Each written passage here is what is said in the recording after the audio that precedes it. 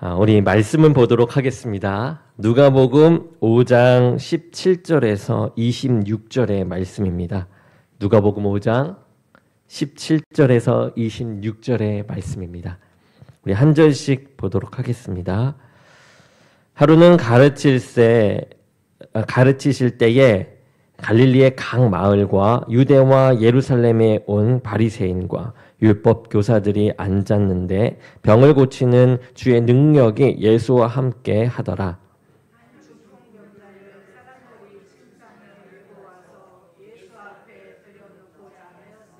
무리 때문에 메고 들어갈 길을 얻지 못한지라 지붕에 올라가 기와를 벗기고 병자를 침상째 무리 가운데로 예수 앞에 달아 내리니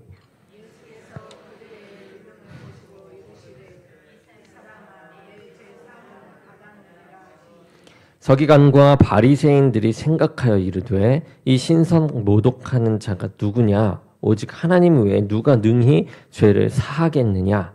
예수께서 그 생각을 아시고 대답하여 이르시되 너희 마음에 무슨 생각을 하느냐? 내 죄 사함을 받았느니라 하는 말과 일어나 걸어가라 하는 말이 어느 것이 쉽겠느냐?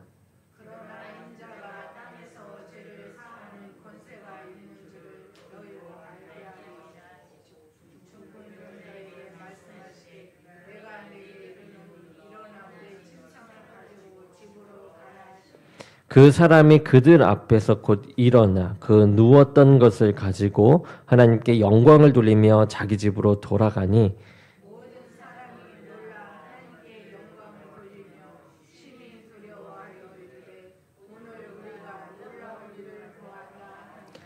아멘. 잠시 기도하겠습니다. 사랑의 주님, 오늘 이 시간도 주의 말씀을 쫓아 나가려고 합니다. 우리 비전 시리즈 두 번째 시간 회복을 경험하는 시간 되기 원합니다. 그 기쁨을, 회복의 기쁨을 우리가 누리기 원합니다. 오늘 말씀 가운데 큰 은혜 부어 주시옵소서. 주의 종의 입술과 생각과 마음을 주관하실 주님을 믿사오며 예수 그리스도의 이름으로 기도드립니다. 아멘. 아멘. 오늘 말씀의 제목, 우리 두 번째 비전이죠. 회복의 기쁨을 누리는 교회입니다. 회복의 기쁨 어떻게 누릴 것인가? 이 비전 시리즈 두 번째 시장인데요. 이 회복의 기쁨을 누리는 교회. 오늘 말씀 가운데 이 진정한 회복이 여러분들에게 임하길 원합니다. 그리고 그로 인해서 기쁨이 가득한 지금의 시간, 이 예배의 시간이 되기를 원합니다. 여러분, 중꺽마라고 아시나요? 예, 이거가 이제 줄임말인데 중요한 것은 꺾이지 않는 마음이라는 이제 유행어입니다. 2022년도 말에 나오게 된 유행어인데요. 이게 어떻게 나오게 됐냐면은 아이들 사이에서 유명한 이 게임이 있습니다. 리그 오브 레전드라는 게임이에요. 이 게임으로 이 축구나 야구처럼 이 게임 대회를 열었습니다. 그래서 2022년도 월드 챔피언십 이 게임 대회에서 우승한 이 프로게이머 이 데프트라는 선수의 인터뷰를 담은 이 영상의 제목에서 이런 중요한 건 꺾이지 않는 마음이라는 이 제목으로 유행된 유행어가 바로 이 중꺽마입니다. 이 팀은 최하위 시드부터 각종 쟁쟁한 적들을 만나게 돼요. 그래서 대혈전 끝에 꺾고 우승까지 차지하는 꺾이지 않는 마음이라는 문구에 걸맞는 그런 행보를 보여주었기 때문에 이러한 기사가 나오게 되고 그리고 그것이 유행어가 되었습니다. 이 꺾이지 않는 마음을 우리가 심리 용어로 보게 되면 이 회복 탄력성이라고 볼 수 있다 합니다. 이 회복 탄력성은 영어 단어 리질리언스를 번역한 용어인데 이 리질리언스는 되돌아온다, 다시 튀어오른다라는 뜻을 가진 이 리질리에 유래된 단어라고 합니다. 그러니까 고무고무를 이제 바닥에 던지면 다시 튀어오르는 것이죠. 다시 튀어오르는 것처럼 이 회복 탄력성은 역경에 주저하지 않고 바닥을 딛고 다시 솟아오르는 특성이 있다라는 것입니다. 이 심리학자들은 이 회복 탄력성을 이렇게 정의해요. 역경을 경험했거나 경험하면서도 이전의 적응 수준으로 돌아오고 회복할 수 있는 능력, 이렇게 정의합니다. 이 오뚜기처럼 넘어져도 다시 일어나는 그 능력, 실패와 좌절을 겪고 난 뒤에 오히려 더 강해지고 성장하는 능력, 이것이 회복 탄력성에 의한 그 능력이라는 거죠. 당연히 이 회복 탄력성이 좋은 사람은 대처 능력과 적응력이 좋고 행복을 더 많이 경험한다고 합니다. 그렇다면 여러분의 회복 탄력성은 어떤가요? 제가 질문을 한번 준비해 보았어요.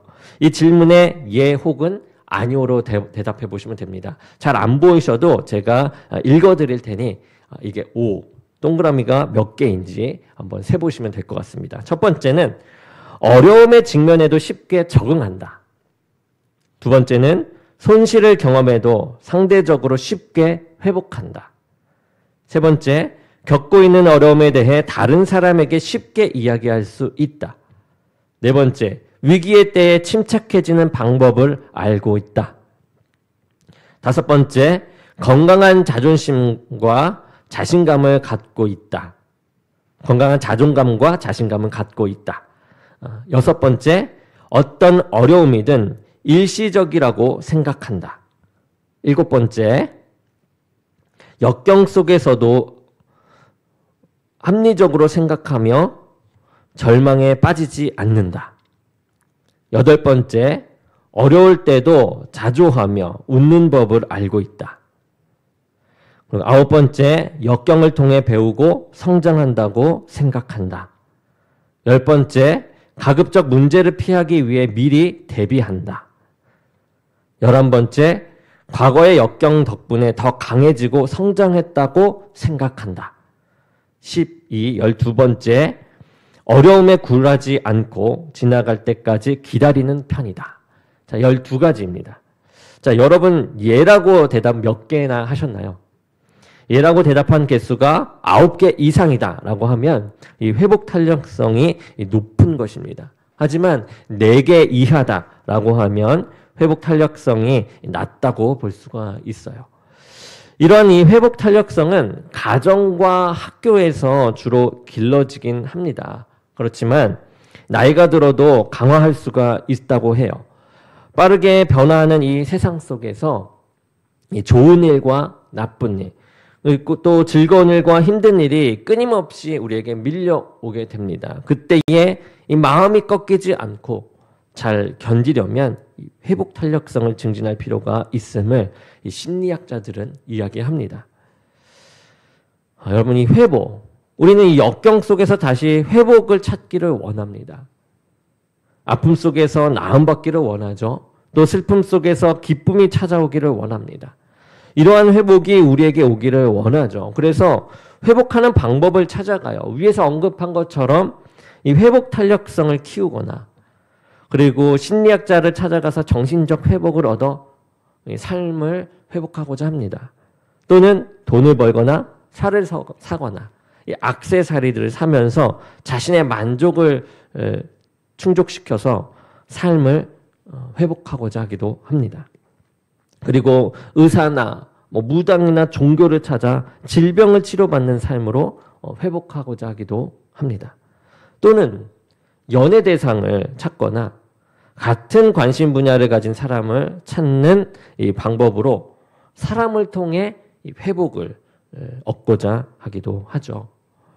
그렇다면 우리 그리스도인들의 이 회복, 그리스도인들의 회복은 어디서 오고 그 회복이 기쁨이 되기 위한 길은 어떤 것일까? 우리가 그것을 한번 생각해 보면 좋을 것 같습니다.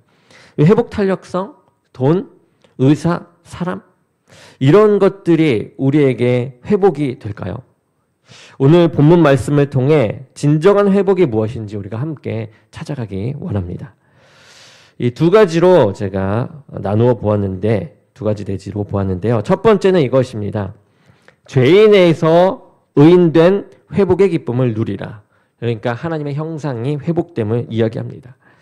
이 세상 사람들이 회복이라는 단어를 외치면서 생각하는 것들은 질병의 회복, 재정, 이 삶의 회복 등등 이러한 것들일 것입니다. 그런데 그리스도인의 회복은 질병, 돈, 이 삶 이런 것보다 더 원초적이고 또 근본적인 것을 다룬다라고 볼 수 있습니다.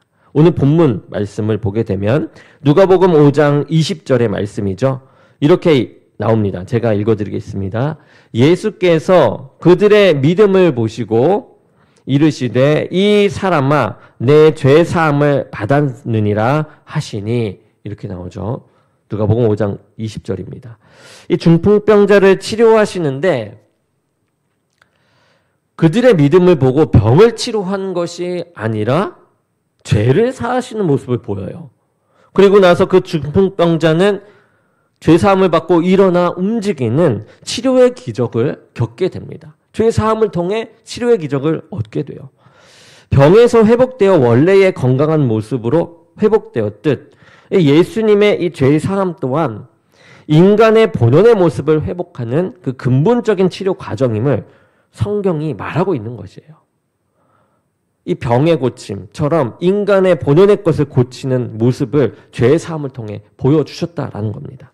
우리가 창세기 1장 26절 함께 읽어볼까요? 창세기 1장 26절입니다. 시작. 하나님이 이르시되 우리의 형상을 따라 우리의 모양대로 우리가 사람을 만들고 그들로 바다와 물고기와 하늘의 새와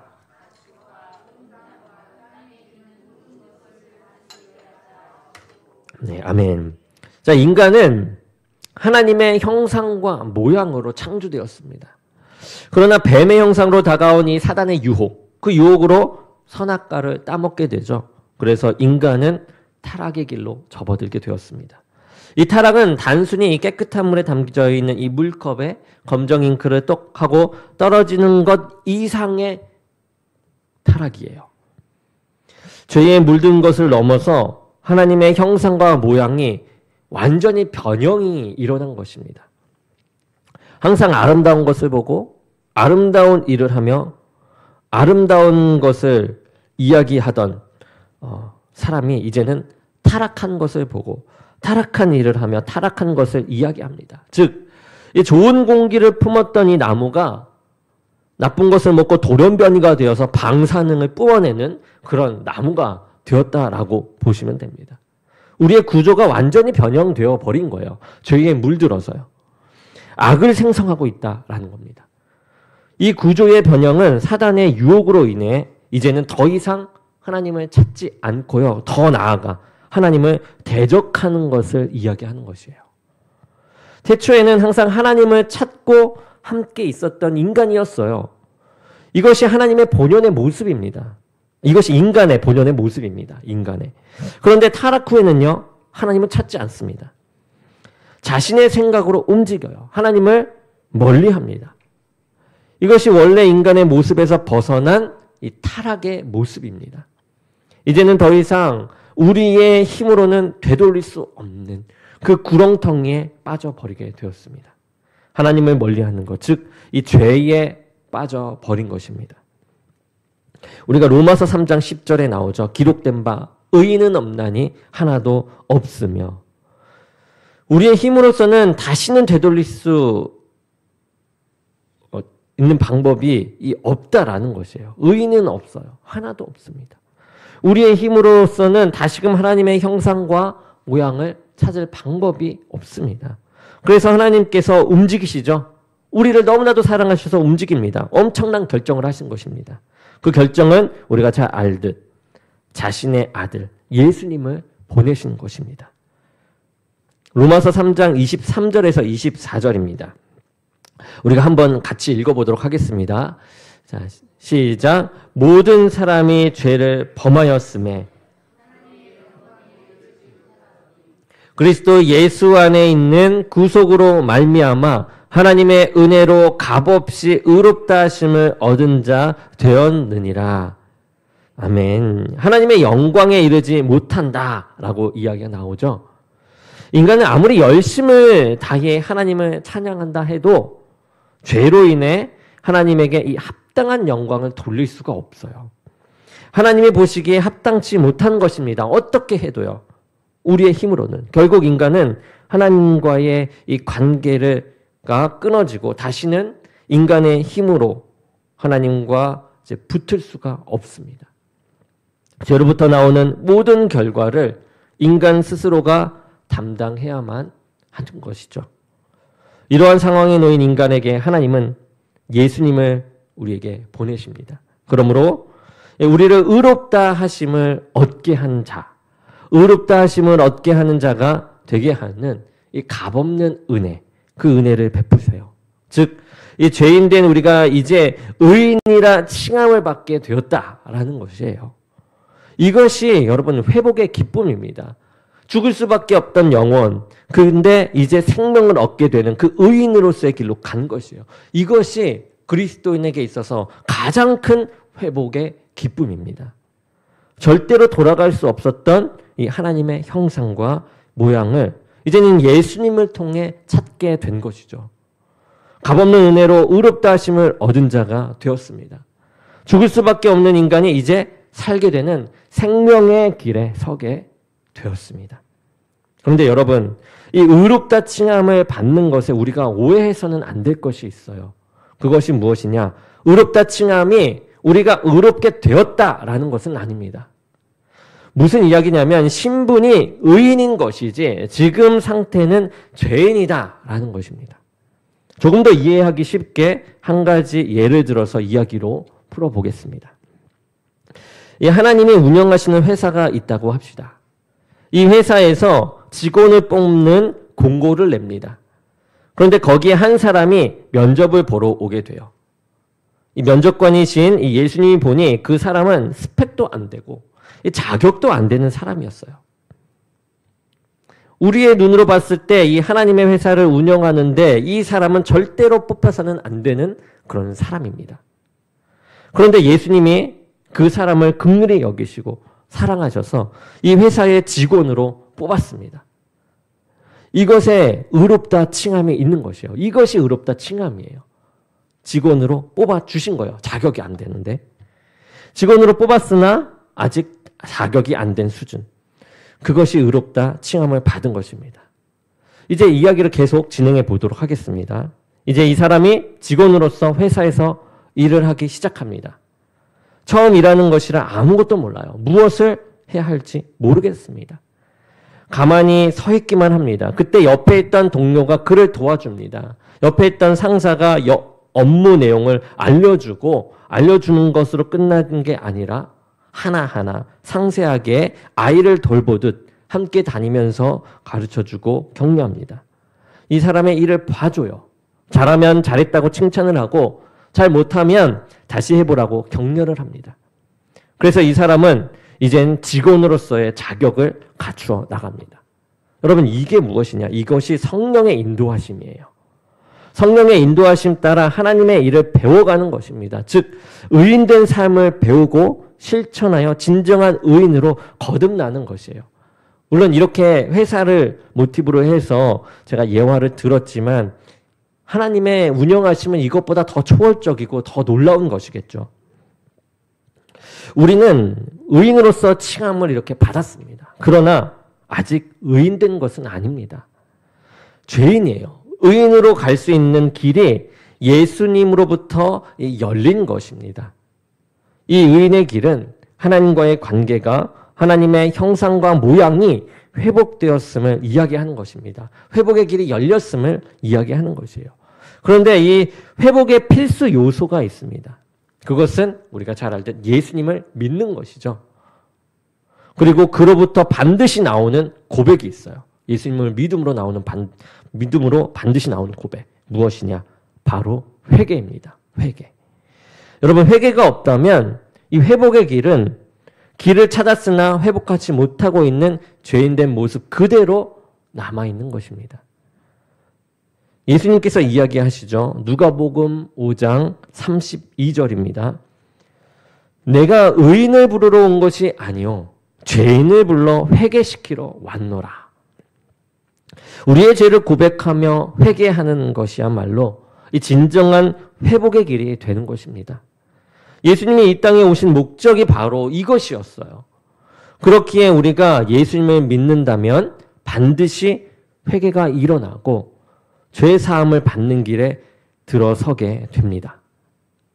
우리가 말씀을 하나 더 보도록 하겠습니다. 에베소서 1장 7절입니다.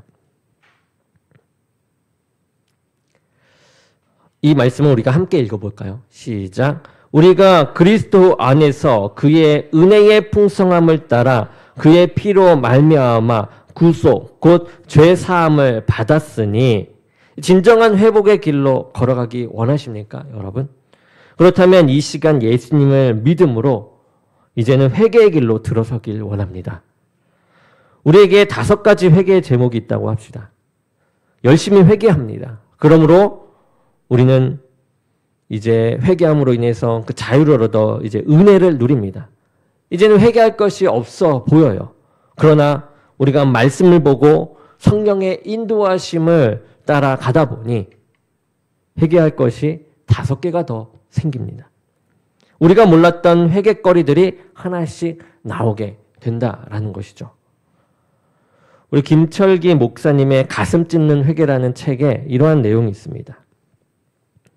욥의 친구들이 고난당하는 욥을 찾아와 그의 참혹한 실상을 보았다. 욥의 고통이 어찌나 심했던지 친구들은 자신들의 옷을 찢고 7일간이나 침묵하며 욥의 곁을 지켰다고 한다. 그런데 그 이후에 친구들은 욥에게 그의 죄 때문에 이런 고난을 당했다고 말로 화살을 쏘았다. 이 말을 하는 엘리바스의 마음에 욥에 대한 사랑이 없었을까? 나는 아니라고 생각한다. 다만 그는 주님이 욥을 대하는 방식을 몰랐을 뿐이다. 아마존 선교에 충실한 동역자였던 아내 허운석 선교사가 암으로 투병하게 되었을 때 나는 여러 가지 충고를 했다. 당신도 나처럼 살려달라고 기도 좀 해. 나는 손이 발이 되도록 기도하는데 왜 당신은 기도하지 않지? 라고 다그쳤다.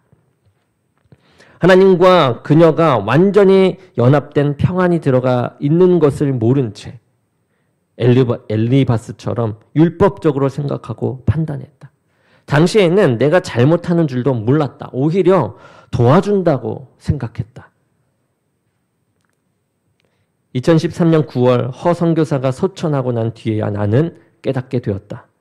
모질고 힘에 겨운 고통을 당하면서도 하나님 아버지의 최선의 사랑을 신뢰하며 원망도 불평도 하지 않았던 아내가 떠난 후 나는 비로소 가슴 찢는 회개를 하게 되었다.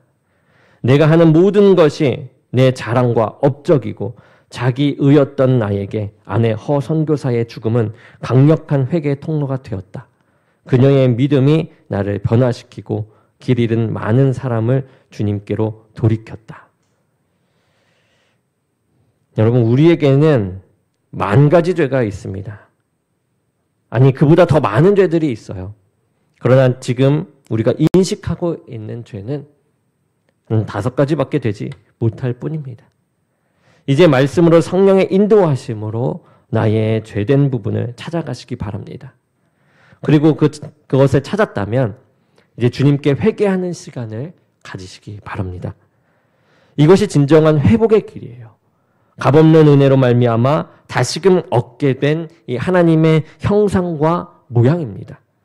우리가 감사하지 않을 수 없고 기뻐하지 않을 수 없는 이 진정한 회복을 예수님께서 우리에게 보여주셨습니다. 두 번째는 이것입니다. 자녀로서의 삶된 회복의 기쁨을 누리라. 이 가정의 회복이죠. 가족의 회복. 요한복음 1장 12절에서 13절의 말씀을 우리가 한 목소리로 함께 읽어보겠습니다.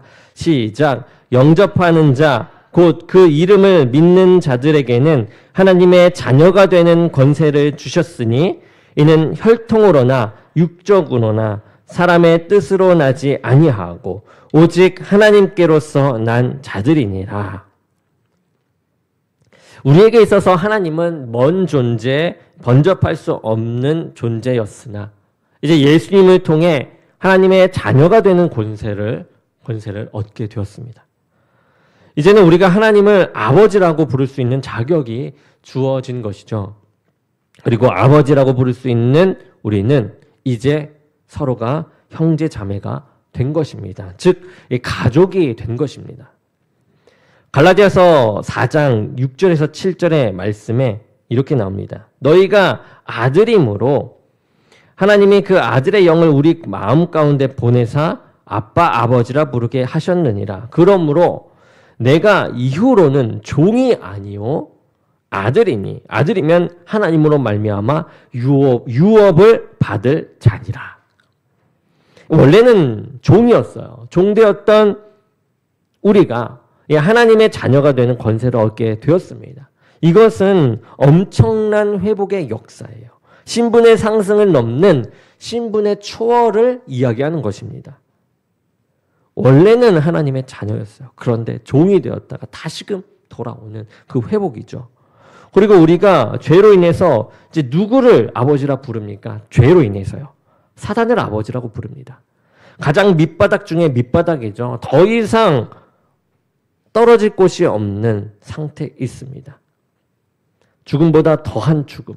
그런데 예수님께서 오심으로 우리에게 구원의 손길을 내미셨어요. 그러므로 이제는 사단의 자녀에서 하나님의 자녀가 되는 신분 상승, 신분의 초월을 겪게 되었습니다. 완전히 다른 누림이 우리를 기다리게 되는 것이죠. 우리가 사단의 자녀가 되었을 때는 어떻습니까? 이 존 파이퍼 목사님은 사단의 전략 10가지를 다음과 같이 말하고 있어요. 10가지입니다. 첫 번째는 사단은 거짓말쟁이며 거짓의 아비다. 두 번째, 사단은 믿지 않는 자들의 마음을 가리운다. 세 번째는 사단은 빛과 의로움의 옷으로 자신을 가장한다. 네 번째는 사단은 기적을 행한다.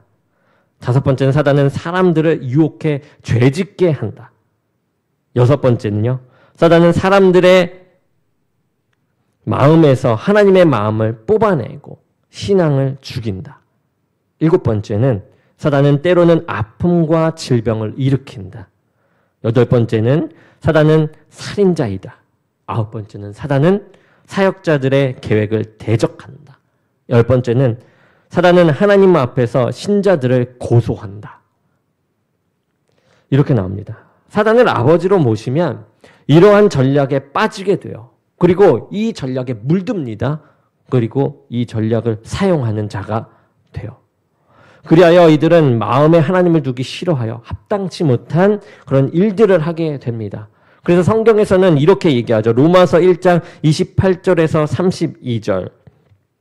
또한 그들이 마음에 하나님 두기를 싫어하며 하나님께서 그들을 그 상실한 마음대로 내버려 두사 합당하지 못한 일을 하게 하셨으니 29절부터 함께 읽어볼까요? 시작. 곧 모든 불의, 추악, 탐욕, 악의가 가득한 자요, 시기, 살인, 분쟁, 사기, 악독이 가득한 자요, 수근수근하는 자요, 비방하는 자요, 하나님께서 미워하시는 자요, 능욕하는 자요, 교만한 자요, 자랑하는 자요, 악을 도모하는 자요, 부모를 거역하는 자요, 우매한 자요, 배약한 자요, 무정한 자요, 무자비한 자라.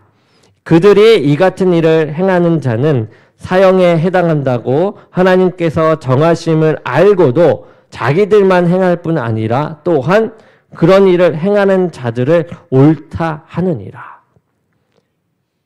이러한 일들을 행하게 된다라는 거죠.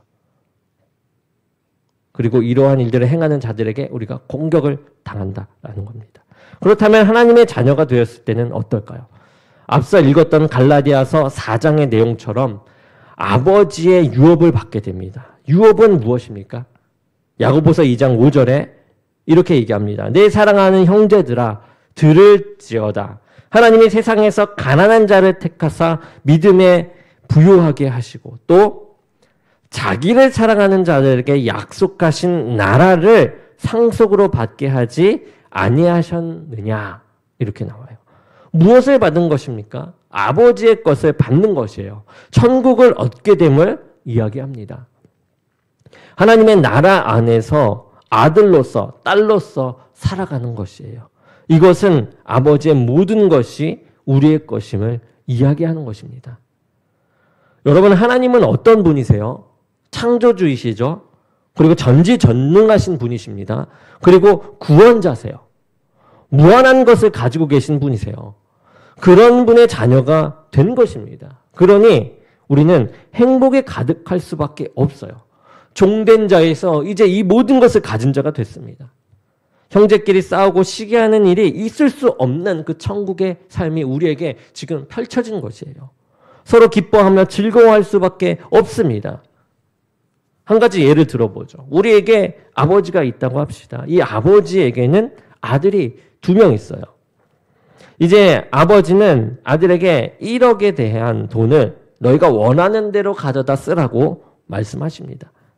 두 아들은 누가 더 많이 가져야 하는지 서로 따지고 다퉈요. 내가 아버지를 더 모셨으니까 내가 좀 더 가져야 되지 않냐. 이런 식으로 서로 싸웁니다. 그러다가 결국 그래 반반씩 가지기로 하자. 이렇게 결정을 두게 돼요. 그리고 서로 시기하고 질투하다가 불평하다가 결국에는 형제연을 돈만 가지고 형제연은 끊어버리고 맙니다. 그런데 아버지에게 1조 원의 돈이 있다고 합시다. 이 1조 원을 두 아들에게 너희가 원하는 대로 가져다 쓰라고 이야기합니다.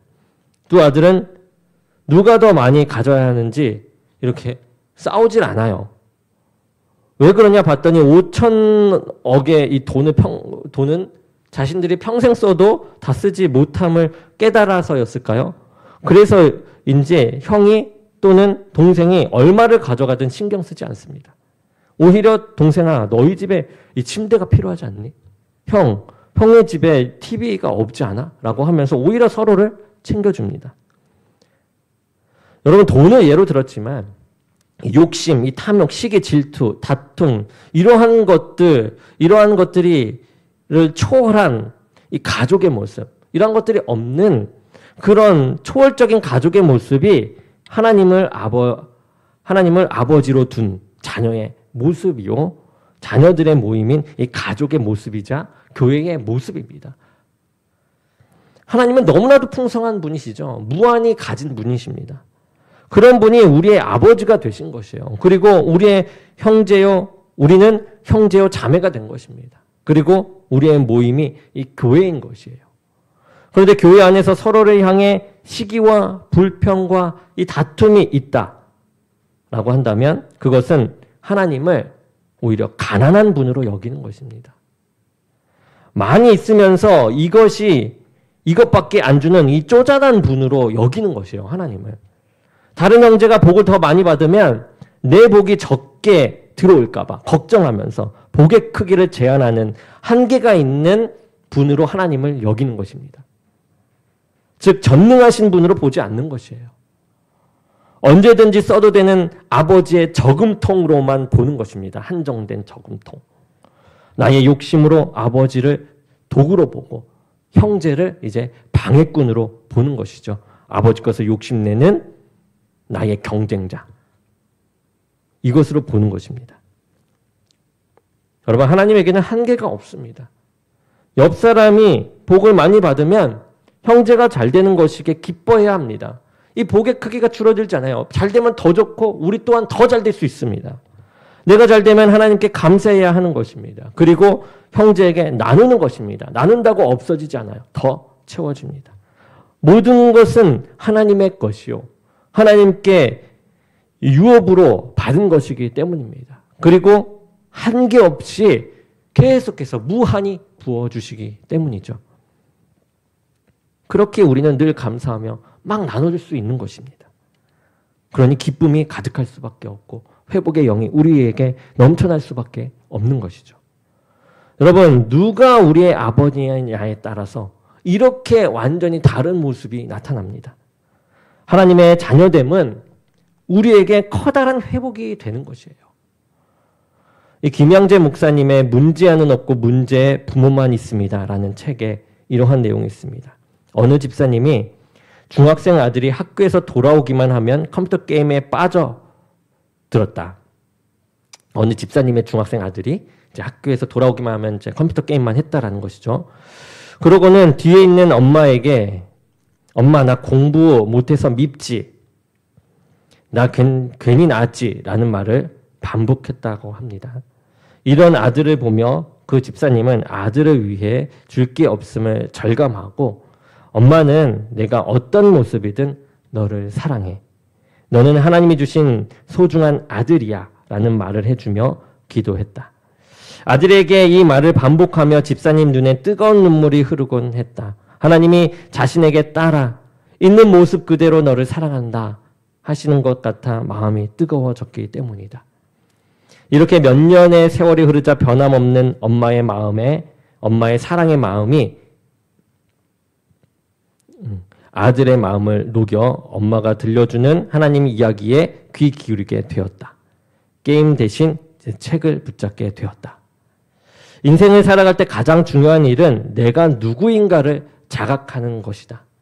자신의 신분을 모르거나 잃어버리면 어리석은 삶을 살거나 허송세월을 할 수밖에 없다. 우리가 연약할 때 사탄은 우리의 무너진 마음을 찌르며 우리가 아무것도 아닌 존재라고 참소한다. 그때 우리는 그리스도의 십자가 보혈을 붙들고 넉넉히 이겨낼 수 있다. 그것이 사실이 아님을 당당히 선포할 수 있다. 그리고 기쁨과 평안을 누리는 자화상을 회복해야 한다. 우리는 새로운 피조물이며 아브라함의 복을 받은 자들이다. 그것이 우리의 정체성이라는 사실을 잊지 말아야 한다. 우리가 누구의 자녀인지 인식하며 나가기 원합니다. 그러므로 자녀됨을 회복하시기 바랍니다. 그리고 이 자녀됨을 누리시기 바랍니다. 오늘 본문 말씀에 이 예수님께서 중풍병자를 치료하시는 과정 중에서 서기관과 이 바리새인이 나오게 됩니다. 예수님은 서기관들과 바리새인들이 문제를 삼을 만한 말을 하게 되죠. 죄를 사한다는 말, 그 말을 합니다. 그러면서 중풍병자를 고치세요. 그래서 그들은 예수님께 이 신성모독이라 라고 하면서 이 말을 문제 삼습니다. 그리고 예수님은 그들에게 예수님이 하나님 되심을 이야기하는 말로 죄를 사하는 것이 쉬운 것인지 병 고치는 게 쉬운 것인지 너희가 한번 생각해보라 하면서 질문을 하십니다. 이 장면은요.